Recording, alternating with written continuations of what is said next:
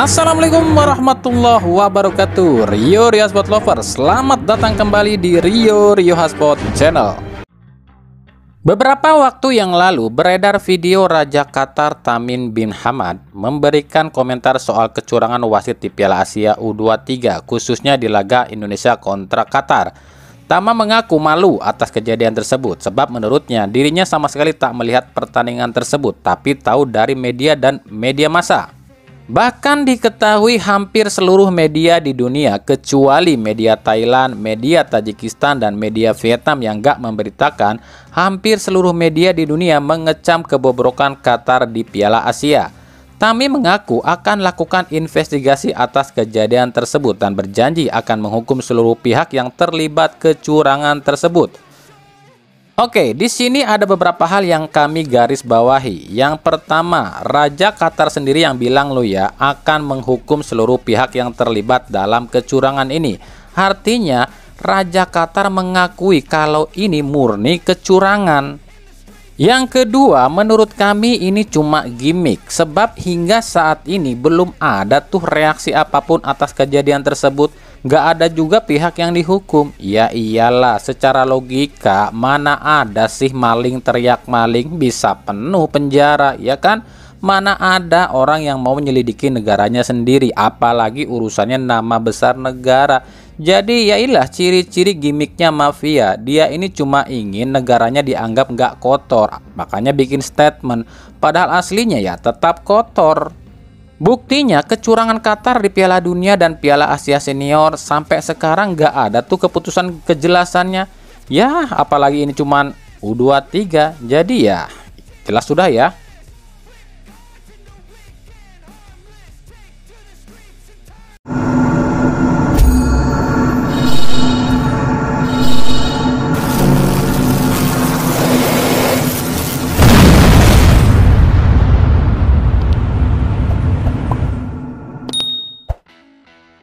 Dari timnas Indonesia, sebelum kita bahas jalannya pertandingan antara Jordania lawan Indonesia, kita akan sedikit beri kisi-kisi ataupun sesuatu hal yang mungkin luput dari pandangan para rokarpret ya.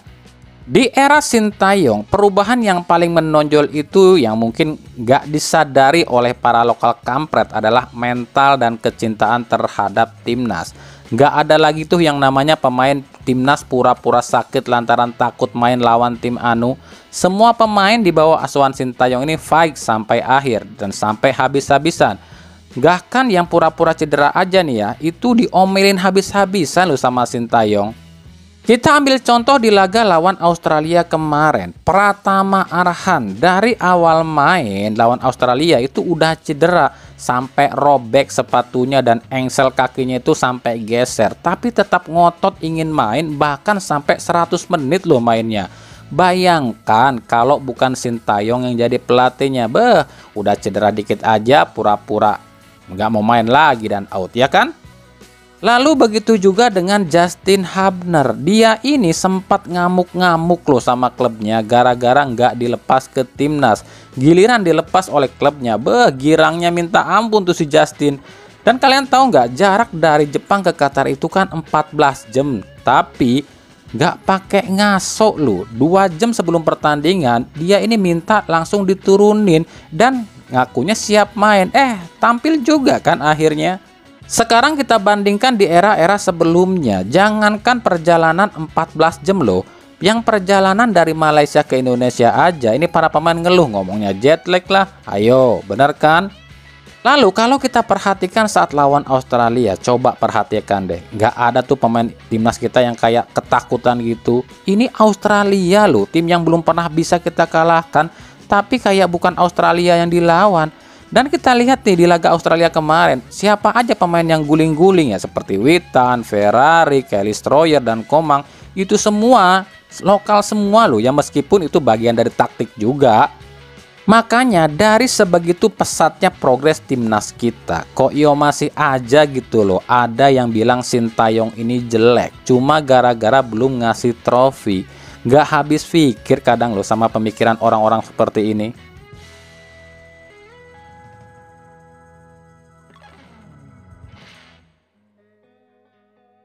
Dari Bayangkara FC, setelah timnya terdegradasi, bintang Bayangkara FC Raja Nainggolan dipastikan tak akan ikut ke Liga 2. Nainggolan mengaku ingin tetap main di Liga 1. Artinya, dia pun berharap ada tim yang mau memakai dirinya di Liga 1 musim depan. Sejauh ini ada dua tim yang kabarnya serius meminati Nainggolan, yakni Dewa United dan Bali United. Tapi kalau menurut kami ya, Nainggolan ini pasti memilihnya tim yang akan main di AFC deh. Jadi nanti di akhir kompetisi pasti Nainggolan ini baru memutuskan akan memilih tim mana yang akan dibelanya musim depan. Ya kalau regulasinya tetap sama ya otomatis yang di AFC itu kan Borneo sama Persib dong. Ya kalau Persib lolos finish di urutan kedua lo ya. Tapi kan kita nggak tahu ini akan disetting seperti apa lagi sama LIB. Karena bisa aja kan tiba-tiba Persib ini tersingkir dari dua besar dan Bali United yang jadi runner up. Kan bisa aja. Atau tiba-tiba ada aturan yang ikut ACL itu juara regular series sama juara champion series. Ya kan? Ya kita tunggu aja nanti di akhir kompetisi ini. Nah yang lebih unik lagi, Bayangkara kabarnya akan menarik semua pemain yang berstatus sebagai polisi untuk main di Bayangkara di Liga 2. Hal ini disampaikan oleh Sumarji, alasannya demi target cuma main satu musim aja di Liga 2 dan balik lagi ke Liga 1 musim berikutnya. Dan tentu kita tahu di antara sederet nama-nama yang akan diambil oleh Bayangkara ada nama Muhammad Ferrari dari Persija dan Kakang Rudianto dari Persib. Dua pemain ini kabarnya akan ditarik lewat surat tugas. Nah di episode selanjutnya kita akan bahas nih semua pemain di Liga Indonesia yang berprofesi sebagai polisi. Nah semuanya itu akan masuk di Bayangkara FC di Liga 2. Itu kata Sumarji ya, makanya kita akan bahas di episode selanjutnya.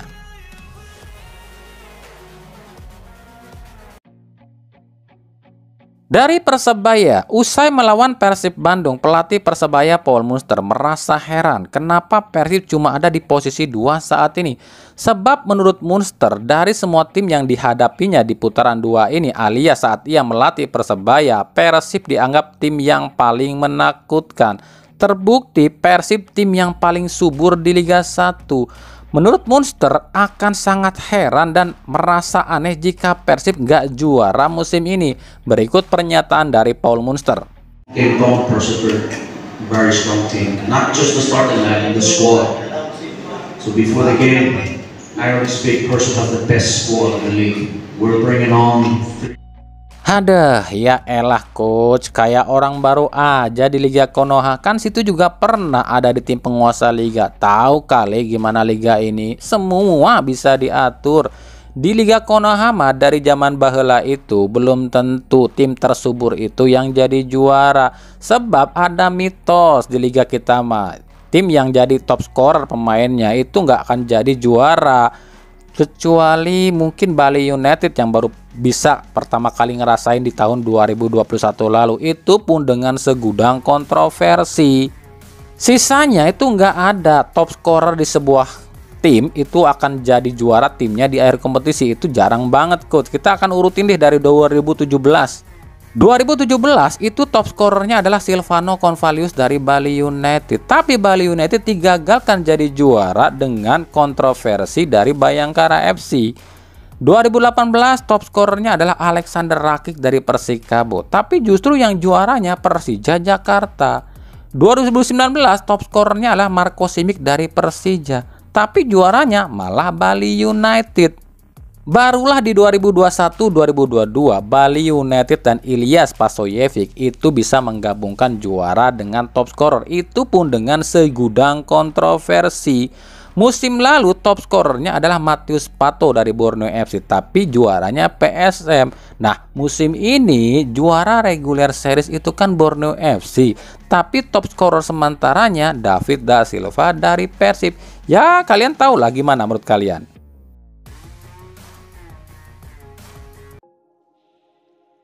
Dari Persib Bandung, di laga Persib versus Persebaya, ada sebuah sosok misterius di tribun VIP Stadion Sijalak Harupat. Sosok ini bagaikan seorang ninja yang sedang menyamar. Sosok ini tampak sangat serius mengamati pertandingan Persib dan Persebaya. Siapakah dia? Apakah dia mata-mata? Bukan, dia bukan ninja ataupun mata-mata kok. Dia adalah Freds Butuan. Fred yang emang lagi pulang ke Bandung memang menyempatkan diri menyaksikan pertandingan Persib dan Persebaya. Bahkan Fred langsung unggah Instastory mengucapkan selamat pada Persib atas kemenangan lawan Persebaya. Kita semua tahu di dalam hati Fred yang paling dalam Persib masih bertahta. Tapi apalah daya seorang Fred yang notabene hanyalah seorang anggota militer yang harus patuh pada kesatuannya. Freds Butuan pun menyempatkan diri menemui beberapa mantan rekannya di Persib. Tampak di raut wajah Fred ada rasa kesedihan yang mendalam. Betapa tidak, secara tidak langsung Fred adalah bagian dari perjalanan Persib menuju seperti sekarang ini. Si angin-angin alias Cakra memang belum pernah berikan gelar pada Persib. Tapi kehadiran Fred selalu penting bagi setiap pertandingan Persib. Tapi ya, menurut kami dan ucapan kami buat Fred, selamat berjuang prajurit, junjung tinggi apa yang telah engkau putuskan.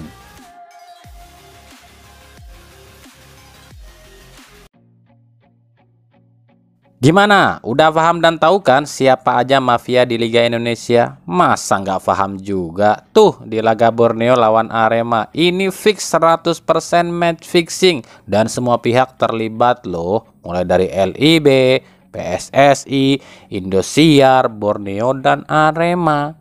LIB kerjasama sama Indosiar agar laga ini nggak disiarin. Sebab kalau disiarin, ya takut ketahuan lah match fixingnya sama netizen.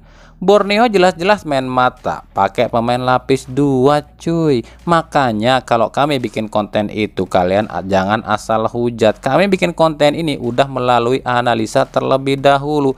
Kan kami udah sering bilang, PSSI dan LIB ini nggak mungkin rela Arema degradasi, sebab bisa hilang pemasukan LIB lantaran akan hilang satu laga rival di Liga 1. Lalu kalian juga jangan lupa Arema ini dimiliki oleh IB yang notabene punya pengaruh di Esko PSSI. Giliran kami bilang kayak gini, ada yang komen, "Napa sih selalu nyalahin Arema? Kalau Arema dibantu PSSI nggak mungkin ada di papan bawah." Pernyataan yang tolol namanya.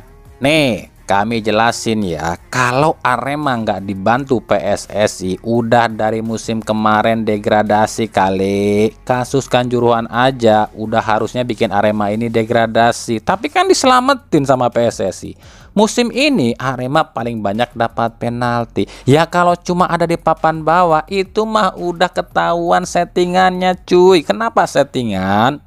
Ya kalian jangan lupa PSSI dan LIB itu bukan orang bodoh. Kalau Arema musim ini ada di papan atas, ya habislah LIB sama PSSI dihujat netizen, karena akan ketahuan banget settingannya. Makanya dibikinlah settingan agar Arema ini seolah-olah terseok-seok, tapi ujung-ujungnya apa? Tetap diselamatin kan?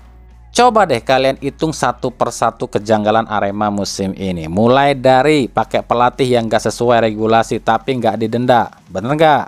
Lalu juga kerusuhan atau keributan di Kediri, kok cuma Kediri yang dihukum, bener nggak? Ya kalau kami urutkan satu persatu akan terlihat jelas settingan LIB-nya di sini. Intinya gini deh, dengan kejadian ini kalian udah tahu kan klub mana aja di Liga 1 yang disebut klub mafia. Kan kami sering bilang sepak bola Indonesia itu 70%-nya politik, 20%-nya itu hiburan, dan 10%-nya baru olahraga. Terbukti kan? BTW kemarin yang minta Borneo ngelawan timnas siapa ya? Lucu ya, benahi dulu tuh attitude dan mental timmu bro. Tim settingan aja sok-sokan lawan timnas. Aduh, kocak. Buat kami ini tuh menjijikkan. Kenapa demikian? Sepak bola itu unity, pemersatu, ajang silaturahmi dan hiburan. Tapi gara-gara oknum bangsat yang mengatur dan membuat sepak bola jadi seperti ajang permusuhan. Supporter itu nggak ada yang salah. Supporter Arema benar, supporter Borneo FC benar, dan supporter klub manapun benar. Sebab yang namanya supporter itu cuma mendukung tim kesayangannya, tim kebanggaannya.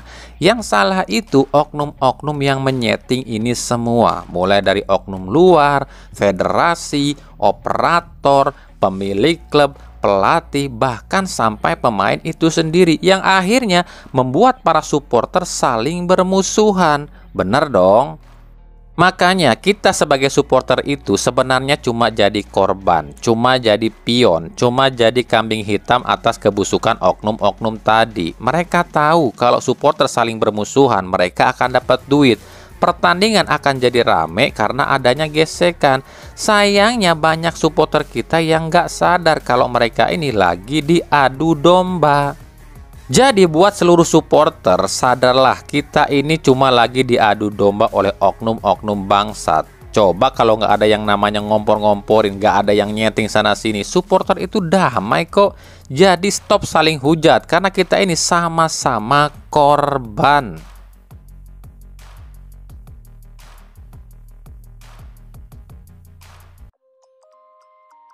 Dari Timnas U23 kami no comment, sebab di sini mata dunia dibuka jika Indonesia itu memanglah bagus dan kuat. Terbuktikan Australia dan Jordania pun ditekuk oleh Indonesia. Maka sebenarnya Qatar pun bisa kita kalahkan kalau kita memang nggak dicurangin.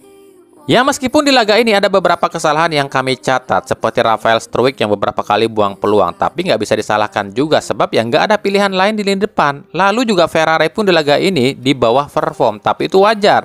Sebab mental Ferrari lagi terganggu usai adanya kebusukan dari pihak Bayangkara yang ingin menarik Ferrari ke Bayangkara secara gratis. Ini mempengaruhi konsentrasi dari Ferrari.